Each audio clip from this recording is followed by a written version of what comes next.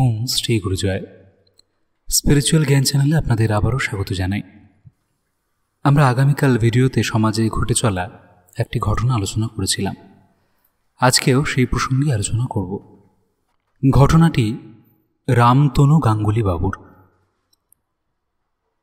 রামতনু গাঙ্গুলি কলকাতার রাস্তায় হাঁটছিলেন এক বিকেলে। সব কিছু স্বাভাবিকই লাগছিল। হঠাৎ দূর থেকে শব্দ ভেসে এলো, ইনসাফ চাই, ওয়াকফ বাঁচাও, মুসলিম সম্পত্তি রক্ষা করো। রামতনু গাঙ্গুলি বাবু বলছেন, ভেবেছিলাম হয়তো কোনো ধর্মীয় উৎসব হচ্ছে, কিন্তু এগিয়ে গিয়ে দেখলাম সামনে সবুজ পতাকা, কিছু ফিলিস্তিনের পতাকা আর নানা রকম ব্যানার। এই আন্দোলন কোনো ধর্মীয় অনুষ্ঠানের অংশ নয়, বরং একটা রাজনৈতিক রোদের ঘুরপাক খাওয়া কিছু আবেগ। বুঝতেই পারছিলাম না কিসের প্রতিবাদ। আমার মতো সাধারণ একজন নাগরিক খবর তেমন চোখ দিই না, কারণ আমার মনে হয় আজকালকার খবর মানে এক পেশে কিছুর প্রচার। প্রত্যেকটি নিউজ মিডিয়ায় কোনো না কোনো দলের হয়ে কাজ করেন। তাই কোনো কোনো নিউজ মিডিয়া সরকারপন্থী, কোনো কোনো নিউজ মিডিয়া সরকার বিপন্থী, আবার কোনো কোনো নিউজ মিডিয়া টিআরপির জন্য মাত্রা অতিরিক্ত নেতিবাচক খবর সারাদিন চালিয়ে রাখে, যাতে আপনার চারিদিক শান্ত থাকলেও আপনার ঘরে টিভি খুললে আপনি মনে করবেন সারাদিন চারিদিকে অশান্তি চলছে। কিন্তু আপনি যদি একটু চারিদিকে হেঁটে আসেন, দেখবেন কোনো দিকেই সেরকম কোনো অশান্তি নেই। নির্দিষ্ট কিছু জায়গায় হয়তো ঝামেলা হয়, কিন্তু খবরের মাধ্যম দ্বারা বাড়িতে বাড়িতে এই ঝামেলা তারা দায়িত্ব সহকারে ঢুকিয়ে দেন। তাই খবরের কাগজকে আমি অনেকদিন আগেই বরখাস্ত করেছি। খবর চ্যানেল বলুন, ওসব আমি আর দেখি না। আসলে সত্যিকারের খবর আজকাল আর খবরের কাগজ বা মিডিয়াতে পাওয়াও যায় না। কিছু কিছু ক্ষেত্রে আমি কিছু ম্যাগাজিন পড়ি, যেখানে দেখা যায় গিনেস বুক ওয়ার্ল্ড রেকর্ডে কারা কারা এগিয়ে আছেন, কোন দেশ কী করেছেন। যেমন ভারতবর্ষে কিছু মানুষ কয়েক লক্ষ গাছ একদিনে লাগিয়ে গিনেস বুক ওয়ার্ল্ড রেকর্ড করেছেন, কেউ জানেনই না। বিভিন্ন রাজ্যে নতুন প্রযুক্তি আনছে, বাচ্চারা কত সুন্দর প্রযুক্তি বানাতে শিখে গেছে, বিভিন্ন রাজ্য কত এগিয়ে যাচ্ছে। পশ্চিমবঙ্গে তো সেসবের আলোচনাই নেই। সব কিছু শুধু ধোঁয়াটে বিতর্ক আর টিআরপির খেল। যাই হোক, প্রতিবাদটি দেখছিলাম, পরে যখন জানলাম ওটা ওয়াকফ বোর্ড বিল নিয়ে প্রতিবাদ, তখন মনে পড়লো ওয়াকফ বোর্ড নামটা শুনেছি আগে, কিন্তু আসলে এটা কি, কেন দরকার, কোথায় ব্যবহার হয় সেরকমভাবে কিছুই জানতাম না। ঠিক যেমন আগে সিএএ বা এনআরসি নিয়ে আমি কিছুই জানতাম না। যখন হলো তখন জানলাম। শুধু জানতাম লোকজন রাস্তায় নেমেছে, মিডিয়া গরম, অথচ আমি বুঝে উঠতে পারিনি আসল কথা। পরে ধীরে ধীরে খোঁজ নিয়ে জেনেছিলাম এবং বুঝেছিলাম যে মানুষকে কিভাবে ভুল বোঝানো হচ্ছে, যার ফলে এইসব আন্দোলন হয়। যে কজন আন্দোলনে এসছেন, এমনকি তারাও জানেন না কেন আন্দোলন করছেন। তারা তার পিছনে সত্যিটা জানেন না। কেউ না কেউ উস্কে দিয়েছে এবং তারা বেরিয়ে পড়েছে। আমি সবসময় বলি, আমরা নিজেদের দেশের আইন জানি না। এত বছর পড়াশোনা করলাম, কিন্তু দেশের সংবিধান, নাগরিক অধিকার, ধর্মনিরপেক্ষতা বোধ, এই ধর্মনিরপেক্ষতা সেটা কিভাবে আসলো, সংবিধান কিভাবে আমাদের সংশোধন হয়েছে পরবর্তীতে, সেসব আমরা জানিও না। আমাদের সেইভাবে শেখানো হয় না। কিছু জিনিস মুখস্থ, কিছু তারিখ মুখস্থ করানো হয়, এই দিন সংবিধান হয়েছিল, এই করেছিল, এগুলো পরীক্ষায় লিখে আসতে পারলেই মার্কস। কিন্তু তার বিষয়ে যে ইন্টারেস্ট বাচ্চাদের মনে জন্মানো, সেটা কোনো শিক্ষকও করেন না। এটা একটা অত্যন্ত দুঃখের বিষয়। আমাদের সময়ও করেননি, এখনও সেরকম হয় বলে আমি শুনিনি। এই কারণে আমার বিশ্বাস আইনি শিক্ষা, ধর্মীয় ব্যাখ্যার স্বচ্ছতা, এই যে এত ধর্ম আলোচনা হয়, তার যে ব্যাখ্যা হয়, এটা কতটা সঠিক, এটা কে বিচার করবে, কিভাবে পাওয়া যাবে। বিভিন্ন ধর্মগ্রন্থে বা ধর্মমতের কিছু বইতে যেসব কথা লেখা থাকে, তার ব্যাখ্যা স্বচ্ছতা প্রয়োজন। সেগুলো স্কুলের আওতায় আনতে হবে, স্কুলের সিলেবাসের আওতায়। নাহলে বাচ্চারা সঠিকটা জানতে পারবে না। তার মধ্যে কি বিজ্ঞান আছে? বিজ্ঞান থাকতে হবে। ধর্মের সাথে যদি বিজ্ঞানের যোগ না থাকে, তাহলে বাচ্চাদের মাথায় ওই সব ঢুকিয়ে সমাজের অশান্তি সৃষ্টি করা বড় অন্যায়। আর এর অপরাধী শিক্ষকরা। কারণ সমস্ত শিক্ষকরা যেমন চাকরি হারিয়েছেন বলে এত প্রতিবাদ করছেন, কিন্তু সিলেবাস পরিবর্তনের জন্য কোনো শিক্ষককে কি আপনারা আন্দোলন করতে দেখেছেন? দেখেননি। ওই শিরধারাহীন যে সিলেবাস, ওটাই ওনারা পড়াতে পছন্দ করেন। মানুষ চাকরি করছে ঠিকই, কিন্তু দেখুন না, লক্ষ্যহীনভাবে, কোনো প্যাশন নেই, উদ্দেশ্য নেই। দুটো টাকার চাকরিতে বেঁচে থাকাই যেন এখন জীবন। এটাই বোঝায় আমাদের শিক্ষা ব্যবস্থা কতটা অকেজো হয়ে গেছে। তাই আজ আমি ওয়াকফ বোর্ড আসলে কি, এই সম্পর্কে আজকে আমি আলোচনা করব। আমি যেটুকু জেনেছি সেইটুকু আপনাদের বলবো। এই বলে রামতনু গাঙ্গুলিবাবু আমাকে বোঝাতে শুরু করলেন। উনি বললেন, দেখো, আমি যতটুকু পড়লাম, ওয়াকফ বোর্ড কি?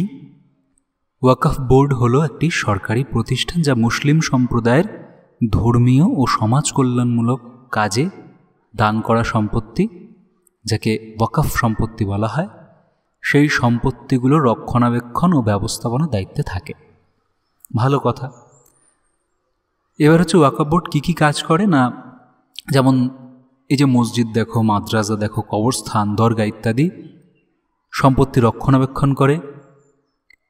তারপরে এই যে সম্পত্তিগুলোর একটা নথিভুক্ত তো দরকার, রেকর্ড রাখা তো দরকার, কি কোথায় কোন সম্পত্তি আছে, কে কোন সম্পত্তি আল্লাহর নামে ওয়াকফ করেছে, তার রেকর্ড রাখা। আর ওয়াকফের যে আয় হয় তার সঠিক ব্যবহার করা, গরিবদের সাহায্য করা, শিক্ষা চিকিৎসা ক্ষেত্রে সেগুলোর প্রয়োগ করা, তবে শুধুমাত্র মুসলমানদের জন্য।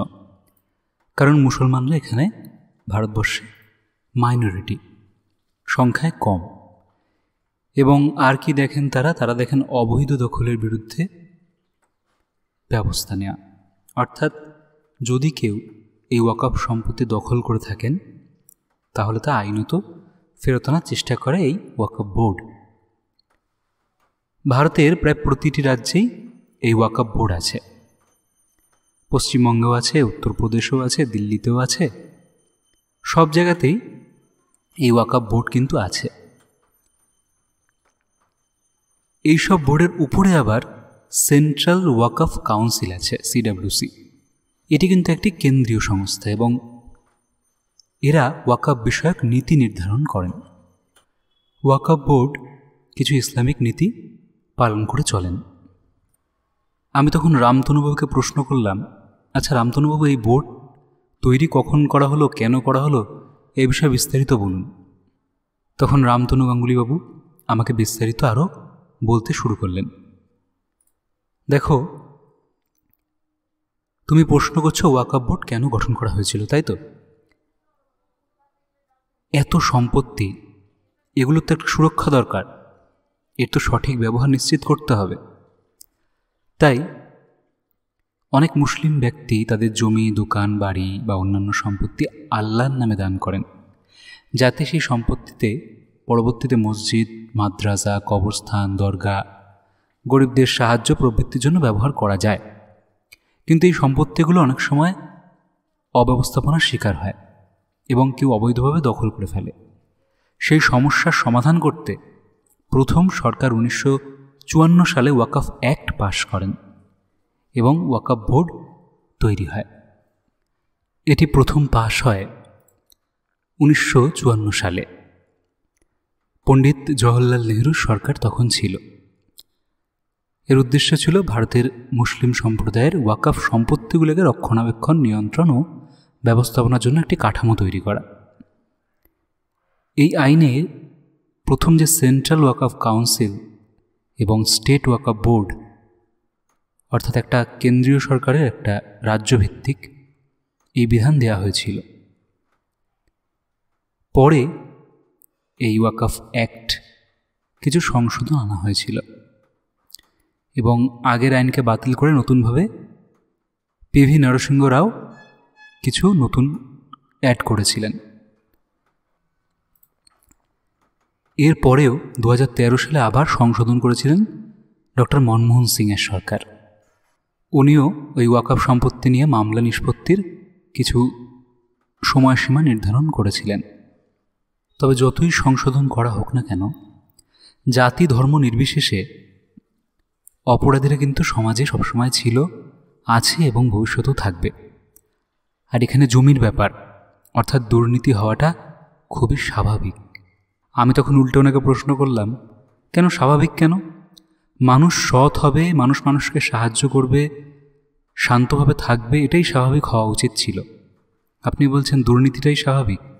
রামতনুবাবু তখন একটা কথাই বললেন, দেখুন, যখন সমাজে বেশিরভাগ মানুষ দুর্নীতিগ্রস্ত হয় তখন সেটাই স্বাভাবিক মনে হয়, আর যারা অ্যাকচুয়ালি সৎ তাদেরকেই খারাপ মনে হয়।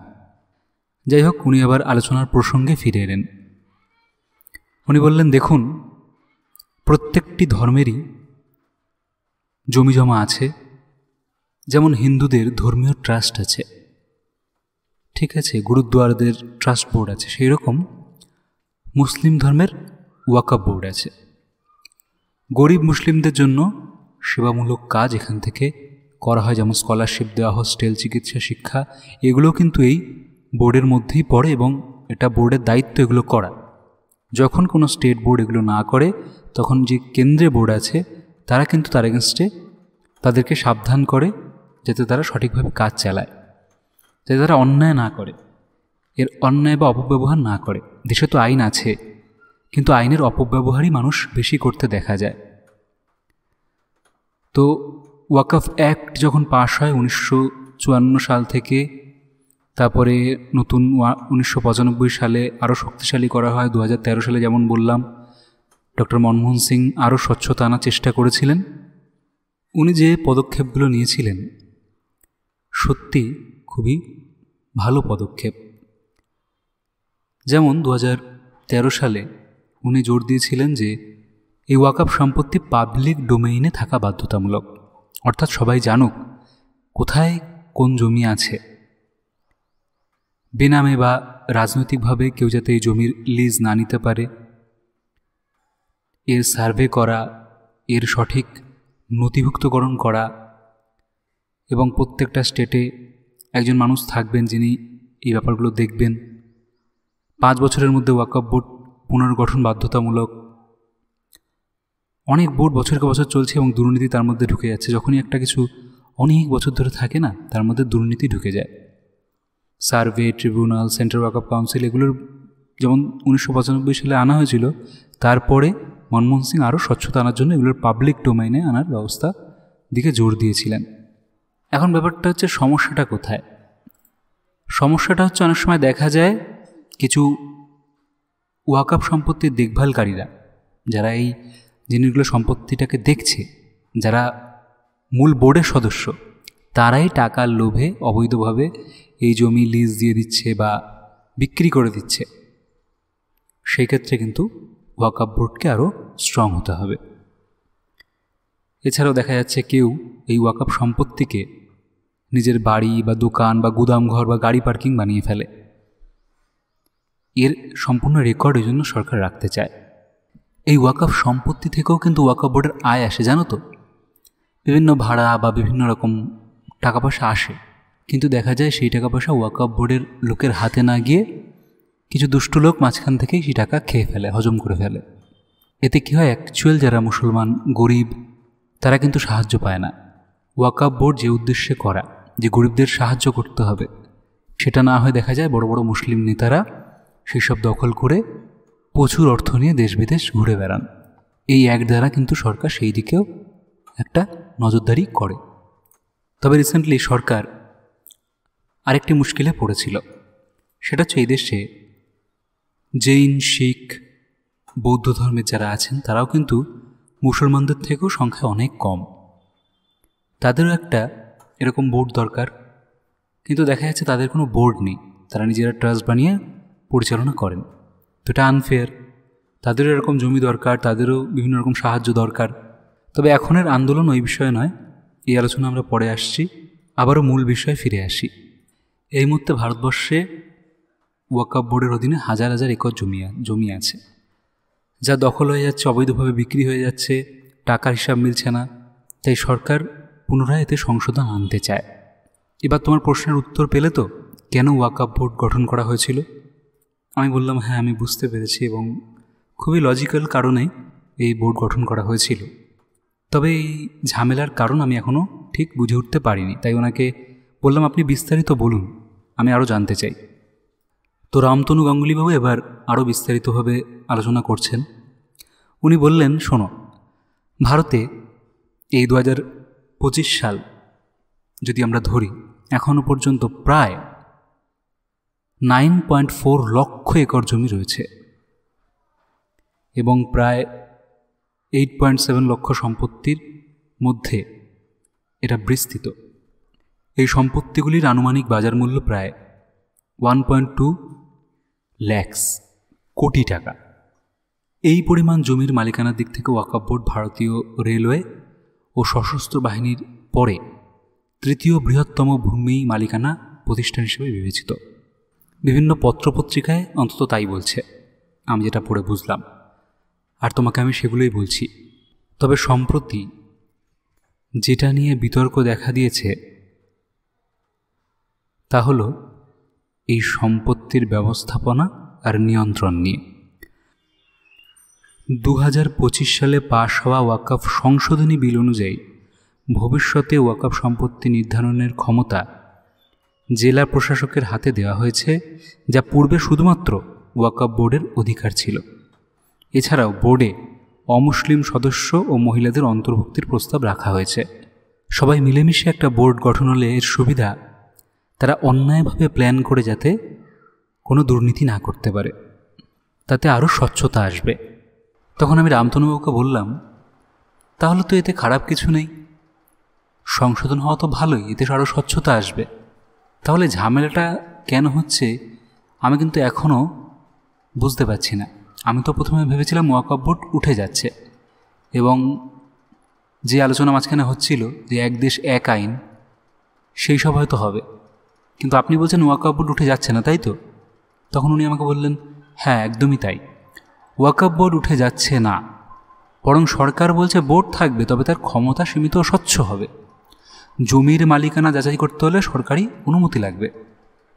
আগে কি হতো, আগে বোর্ড নিজেই জমি ওয়াকফ ঘোষণা করতে পারত, যেটা আল্লাহর নামে দান করা হয়েছে। এখন সেটা সরকারি অনুমতির অধীন। এতে অনেকে ভাবছে যে তাদের বোর্ডের স্বাধীনতা হরণ করা হয়েছে। আবার সরকার চাইছে মুসলিম নারীরাও এই বোর্ডের মেম্বার হোক, সদস্য হোক, কিন্তু তারা বলছে শরীয়তি আধারিত আইন অনুসারে মুসলিম মেয়েরা বা অমুসলিমরা এই বোর্ডের সদস্য হতে পারবে না। এই নিয়ে একটা গণ্ডগোল চলছে। এই আন্দোলনের আরেকটা কারণ হতে পারে, অনেকে হয়তো ভুল বুঝেছেন যে এই বোর্ডকে তুলে দেওয়া হচ্ছে। সেটা কিন্তু নয়, সরকার বা আইন ওয়াকফ বোর্ড সম্পূর্ণ উঠিয়ে দিচ্ছে না, কিন্তু অনেক মুসলিম এই পরিবর্তনকে স্বীকার করে নিতে পারছেন না, যে পরিবর্তনগুলো আমরা বললাম। তবে সব মুসলিম যে স্বীকার করছেন না তাও নয়। ভারতবর্ষের বিভিন্ন রাজ্যে মুসলিমরা এই সংশোধনী বিলের প্রশংসাও করেছেন। তবে পশ্চিমবঙ্গের মতো কিছু কিছু স্থানে মুসলিমরা বিরোধ করছেন। অনেক সময় মুসলিমদের ভুল বোঝানো হয় এবং তারা ভুল বোঝেন। যেমন যখন সিএএ এসেছিল, সিটিজেনশিপ অ্যামেন্ডমেন্ট অ্যাক্ট, তখন আমিও প্রথমে বুঝতে পারিনি এটা কি। সব জায়গায় যখন তারা বলছেন মুসলিমদের দেশ থেকে তাড়িয়ে দেবে, তখন আমি ভাবলাম যে মুসলিমরা এই দেশে অনেক বছর ধরে আছেন, তাদের বাড়ি ঘর, সন্তান, তাদেরকে কিভাবে তাড়িয়ে দেওয়া যায়? এটা তো সম্ভব নয়। মুসলিমরা যেমন বাংলাদেশ থেকে হিন্দুদের তাড়িয়েছিলেন, আমরাও কি সেরকম হিংসাত্মক হয়ে উঠব? আমরা তো সেই রকম নয়। আমরা তো মানুষকে ভালোবাসতে জানি। হিন্দু ধর্ম তো কেড়ে করে নেওয়া শেখায় না। তাহলে সিএএ অ্যাক্ট সরকার কেন আনছে? তারপরে আমি সিএএ অ্যাক্ট নিয়ে পড়াশোনা শুরু করলাম। আমি পড়ে দেখলাম সেখানে কোনো জায়গায় ভারতীয় নাগরিকদের বা ভারতীয় মুসলিম নাগরিকদের বেরিয়ে যাওয়ার জন্য কথা বলা নেই।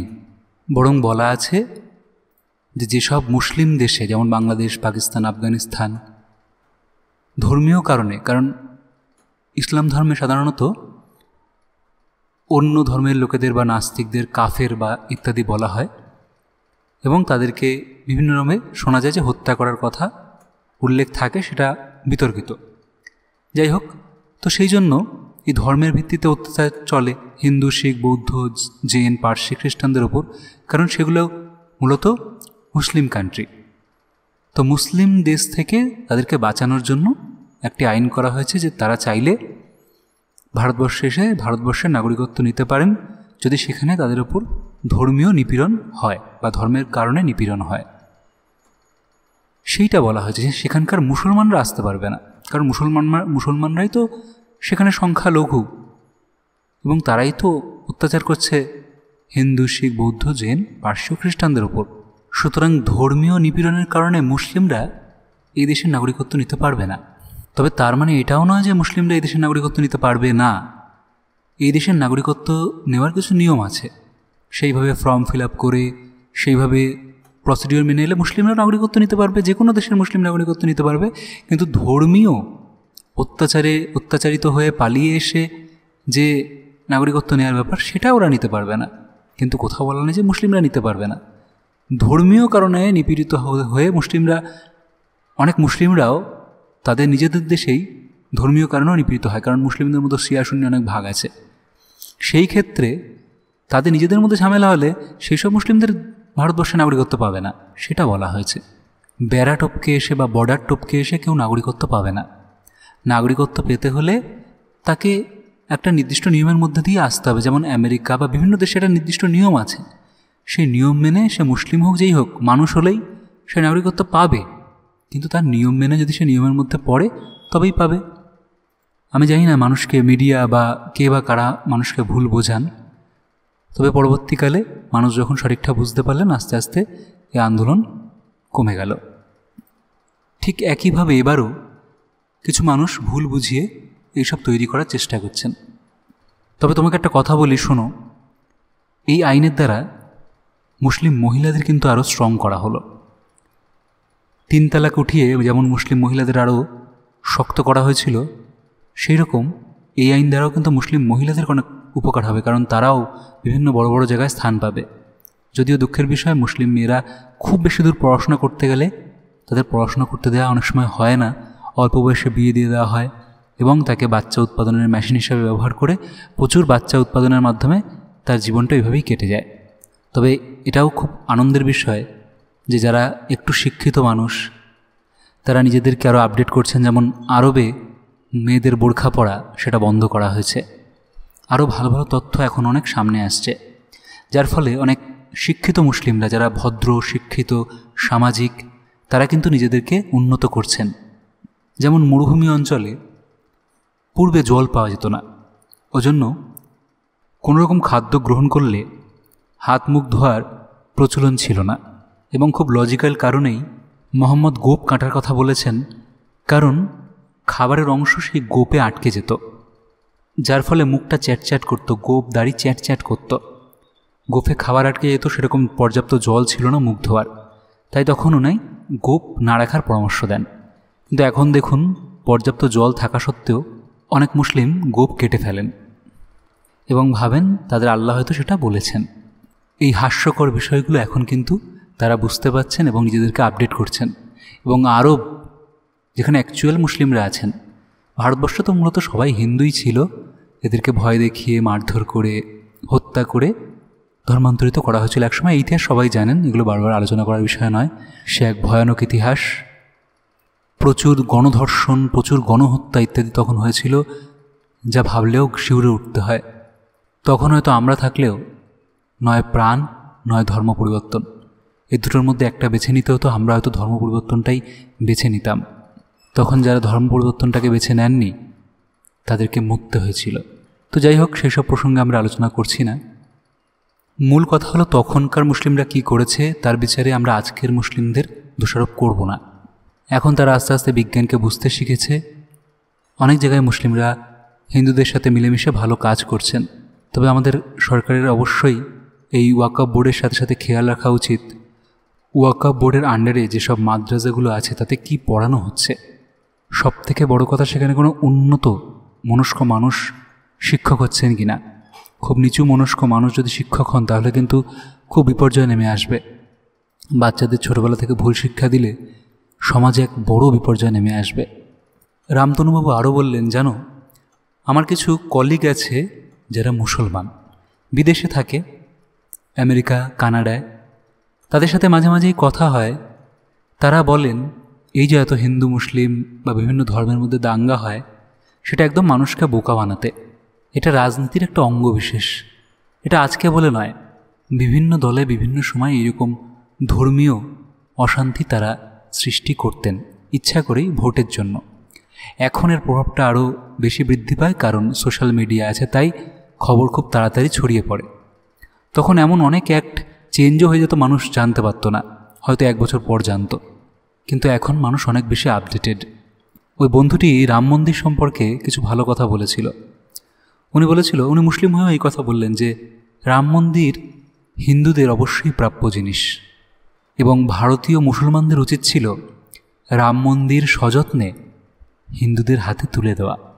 তবেই ভারতে হিন্দু মুসলমান সম্প্রীতি বজায় থাকতো। কারণ 500 বছর ধরে এই কেস চলছে। এটা কোনো পার্টির কেস নয়, রাজনৈতিক কেস নয়, এটা সাধারণ মানুষের বিচার চাওয়ার লড়াই। সেই মুসলিম ব্যক্তি আরও বললেন যে একটি মন্দিরে, যেখানে স্পষ্ট দেখা যাচ্ছে মন্দিরের খাম্বা আছে, একটি মন্দিরে নামাজ পড়া এমনিও জায়েজ নয়, সেটা এক ধরনের হারাম। তবুও হিন্দুদের অনেক লড়ে এই জমি পেতে হয়েছিল। তবে যেহেতু ওয়াকফ বোর্ডের আন্ডারে এই জমি চলে গিয়েছিল, তাই জন্য মুসলিমদের কিন্তু নামাজ পড়া থেকে কোনো রকম বাধা দেওয়া হয়নি, বরং বিকল্প একটি পরিষ্কার 5 একর জমি অযোধ্যার কাছেই তাদের দেয়া হলো, যাতে তারা সুষ্ঠুভাবে কোনো হারাম ছাড়াই নামাজ পড়তে পারে। মন্দিরে নামাজ পড়া তো উচিত নয়, এই জন্য সরকার থেকেই কত সযত্নে তাদের জমি দেওয়া হলো। যারা শিক্ষিত মুসলিম তারা বুঝতে পেরে এটাকে সাপোর্ট করেছিলেন, কিন্তু দুঃখের বিষয়ে নিউজ মিডিয়ার সুরসুরানিতে এবং কিছু ওই রাজনৈতিক দলের গেম চেঞ্জ বা গেম খেলার যে বুদ্ধি, তাদের বুদ্ধিতে বেশিরভাগ মুসলিমই ফাঁদে পড়ে যান এবং তাদের মধ্যে একটা হিংসা ঢুকে যায় হিন্দুদের প্রতি। এবং এই রাজনৈতিক নেতারা চান এদের মধ্যে যুদ্ধ বাঁধুক, এখান থেকে তারা ফায়দা লুটতে চান, আর মরে সাধারণ মানুষরা। সুপ্রিম কোর্ট কোনো জমি কেড়ে নেয়নি, বরং আদালতের রায় অনুযায়ী ভারসাম্য বজায় রেখে অন্য জমি দিয়েছে।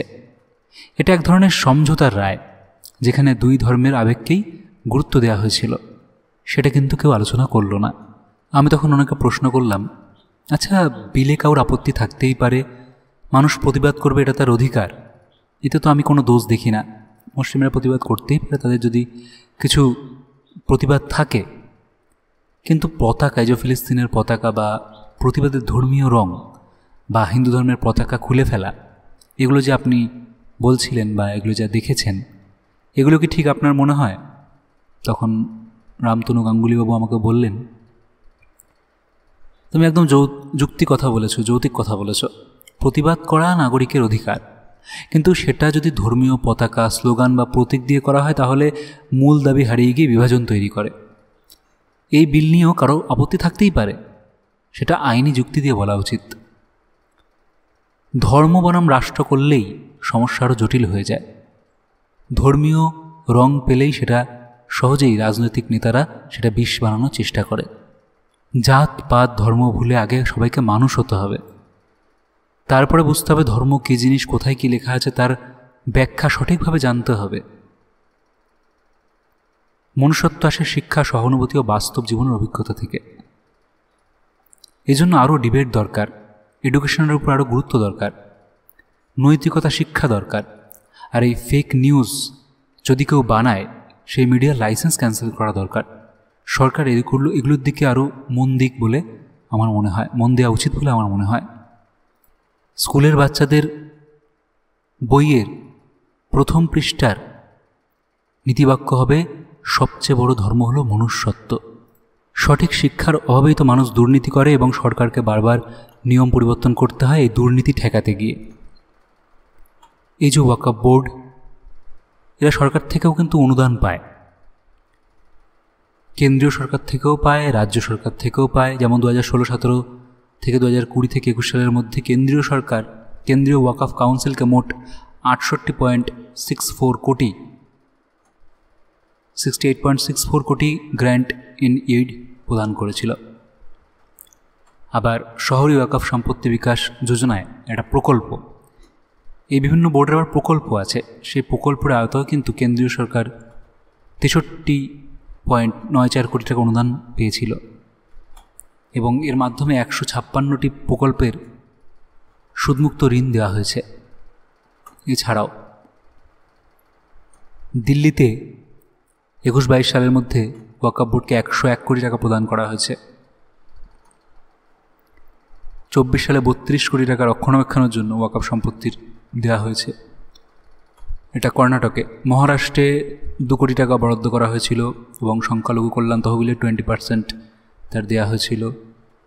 সব রাষ্ট্রেই কিছু না কিছু এইভাবে টাকা দেওয়া হয় এগুলো রক্ষণাবেক্ষণের জন্য, কিন্তু এই টাকা যে জন্য দেওয়া হয় সেগুলো না পেয়ে যদি বিভিন্ন রকমভাবে নেতা মন্ত্রীরা বা উঁচুতলার ধর্মীয় নেতারা পেয়ে যায় তাহলে গরিবদের কোনো উপকার হয় না, কিন্তু মারপিট করার সময়, লড়াই করার সময় এই বাচ্চা ছেলেগুলো যারা কিছুই বোঝে না, কিছুই জানে না, তারা মরে।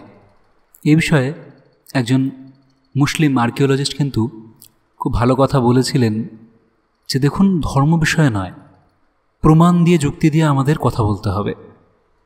এখন আর আকাশ পাতাল কথা বলে মানুষকে বিভ্রান্ত করা যায় না। মানুষ যথেষ্ট বুঝতে শিখেছে এবং কে মোহাম্মদ ভারতের খুব নামকরা একজন আর্কিওলজিস্ট, আপনারা জানেন। তিনি কিন্তু প্রথম বাবরি মসজিদের নিচে যে রাম মন্দির আছে তিনিই প্রথম সেটা আবিষ্কার করেছিলেন, খনন কার্য করেছিলেন এবং উনি বলেওছিলেন যে এটা একমাত্র হিন্দুদের বিশ্বাসের প্রশ্নও নয়, বরং খনন কার্যের মাধ্যমে প্রাপ্ত স্থাপত্য কাঠামোর ধ্বংসাবশেষ, স্তম্ভের ভিত্তি ও খোদাই করা পাথরের মাধ্যমে প্রমাণ পাওয়া গেছে যে মসজিদের নিচে একটি হিন্দু মন্দির ছিল। তবে এই বক্তব্য দেওয়ার জন্য তাকে কিন্তু তিনিই বলেছিলেন তাকে ভয় দেখানো হয়েছিল হত্যা করার, তিনি হত্যা হয়ে যাবেন এরকম। তো ওনাকে আলাদা করে সরকার থেকে সিকিউরিটি দেওয়া হয়েছিল। যাই হোক, সেটা অন্য বিষয়। বাট এরকম ভুল তথ্য প্রচারের মাধ্যমে কিন্তু মানুষকে বারবার বিভ্রান্ত করা হয় এবং সমাজে অশান্তির সৃষ্টি করা হয়। এতে হিন্দু মুসলিম দুই পক্ষেরই সাধারণ মানুষ মার খায়। মুসলিমরা সাধারণ মানুষের দোকানঘর, বাড়িঘর ভাঙচুর করে, আবার তার উত্তরে হিন্দুরা গিয়ে সাধারণ মানুষের এইসব ভাঙচুর করে। মাঝখান থেকে যারা এগুলো ঘটাচ্ছে তারা কিন্তু কোনো শাস্তি পায় না। তখন আমি রামতনুবাবুকে একটা কথাই বললাম, তাহলে যেটা বুঝলাম যে সব কিছুই ঘটছে ভুল তথ্য আদান প্রদানের জন্য, আর সোশ্যাল মিডিয়ায়, হোয়াটসঅ্যাপে বিভিন্ন রকম ফরওয়ার্ডেড উল্টোপাল্টা মেসেজের জন্য আজকে মানুষের এই অবস্থা। আমরা এই কথোপকথনটি আপনাদের সামনে তুলে ধরলাম যাতে আমাদের মতো আপনাদের মধ্যের ভুলটা কেটে যায়। সবাই ভালো থাকবেন, সুস্থ থাকবেন, সবাইকে ভালো রাখবেন। হিন্দু হোক মুসলিম হোক, মনুষ্যত্ব ধর্মকে আগে নিয়ে আসুন। সব রকম ধর্মগ্রন্থ পড়ুন, সব ধর্ম সম্পর্কে জানুন, নিজে বিচার করুন কোনটা ঠিক কোনটা ভুল। কোনো রকম মৌলবাদীদের কথায় কান দেবেন না, এমন ধর্মগুরুদের কথাতেও কান দেবেন না যারা মানুষের মধ্যে হিংসা ছড়াতে চায়। সত্যটা জানুন,